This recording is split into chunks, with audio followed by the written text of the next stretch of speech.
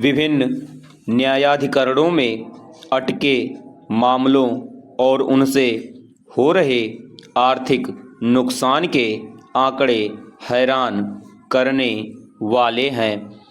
इन आंकड़ों के अनुसार न्यायाधिकरणों में 3.5 लाख मामले अटके हैं।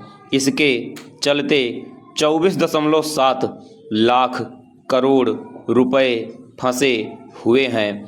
यह राशि जीडीपी का 7.48% है। न्यायाधिकरणों की न्याय प्रणाली निराश करने वाली ही नहीं, देश के आर्थिक विकास की राह रोकने वाली भी है।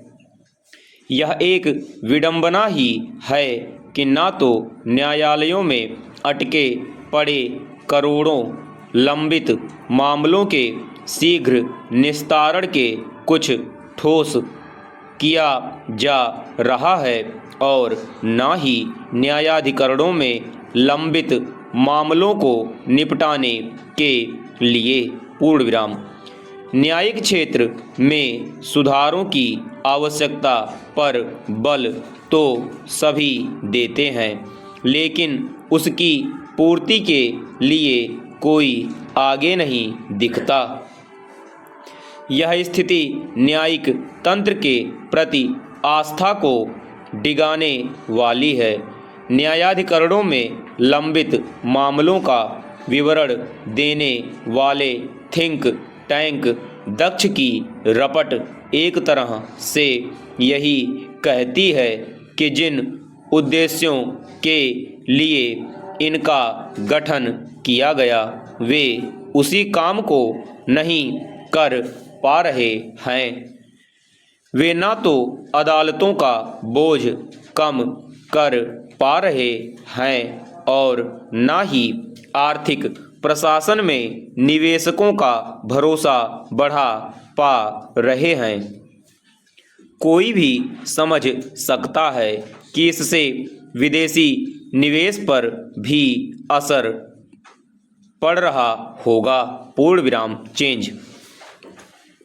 न्यायाधिकरण अपना काम सही समय पर सही तरह इसलिए नहीं कर पा रहे हैं क्योंकि उनमें स्टाफ का अभाव है और जो है भी वह उस विशेषज्ञता से लैस नहीं जो आवश्यक है। न्यायाधिकरणों के फैसलों की गुणवत्ता को लेकर भी सवाल उठते रहते हैं। एक समस्या यह भी है कि न्यायाधिकरण के जज और वकील अपना काम तत्परता से नहीं करते।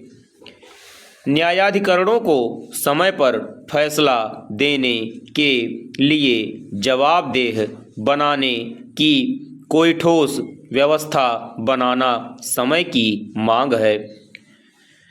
कहने को तो नेशनल कंपनी लॉ न्यायाधिकरण में किसी विवाद को निपटाने की समय सीमा 330 दिन है, पर वहाँ एक मामला निपटाने में औसतन 752 दिन लगते हैं।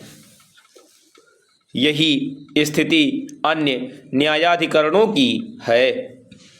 यदि आर्थिक सुधारों को आगे बढ़ा रहे नीति नियंता न्यायाधिकरणों के ढीले और समय खपाऊ कामकाज को लेकर चिंतित नहीं तो वे देश का अहित ही कर रहे हैं।